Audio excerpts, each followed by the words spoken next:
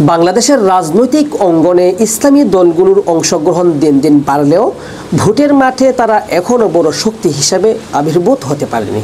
মূল কারণ ভোটের বিচ্ছিন্নতা ও দলগুলোর মধ্যে ঐক্যের অভাব।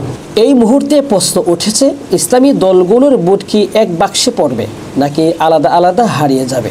যদি জামাতে ইসলামী, ইসলামী আন্দোলন বাংলাদেশ, খেলাফত মজলিস, জমিয়তে উলামায়ে ইসলাম, ইসলামী ঐক্যজোট সহ অন্যান্য ইসলামী দলগুলো একটি ঐক্যবদ্ধ প্ল্যাটফর্মে নির্বাচনে অংশ নেয়, তবে তারা দেশের অত্যন্ত 30 থেকে 40টি আসনে বড় ধরনের প্রভাব ফেলতে পারে। এই দলগুলোর জনপ্রিয়তা গ্রামীণ, জনপদ ও ধর্মপ্রাণ মানুষের মধ্যে বেশি। এক ছাতার নিচে এলে ভোট ভাগ না হয়ে ঐক্যবদ্ধ হবে, ফলে একটি শক্তিশালী ব্লক ভোট তৈরি হবে। এতে সংসদে আসন পাওয়া বা সরকার গঠনে ভূমিকা রাখার সুযোগ তৈরি হতে পারে।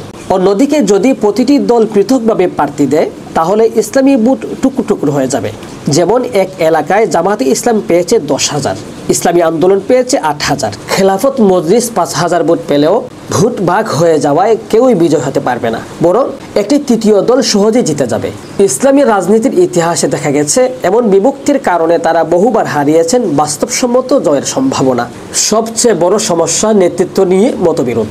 জামাতে ইসলামী বড় ও সংগঠিত দল হলেও অনেক দল তাদের প্রভাবের বাহিরে থাকতে চায়। অন্যদিকে ইসলামী আন্দোলন বাংলাদেশ নিজস্ব আলাদা অবস্থান রাখতে চায়। এর পাশাপাশি রয়েছে আস্থা সংকট, রাজনৈতিক কৌশলে পার্থক্য এবং আদর্শিক মত পার্থক্য, যা একটি বৃহৎ ঐক্য গঠনের পথে সবচেয়ে বড় বাধা।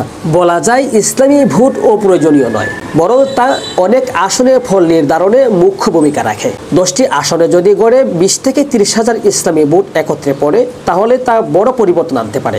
ইসলামী দলগুলো যদি সত্যি জাতীয় রাজনীতিতে শক্ত অবস্থান তৈরি করতে চায়, তাহলে দলীয় সংকীর্ণতা ও নেতৃত্ব লড়াই পেছনে ফেলে বৃহত্তর ঐক্যের পিছনে দৌড়াতে হবে। অন্যথায় এই সম্ভাবনাময় ভোট ব্যাংক শুধু ভাগ হয়ে হারিয়ে যাবে এবং ইসলামী রাজনীতি প্রান্তিক পর্যায়ে রয়ে যাবে।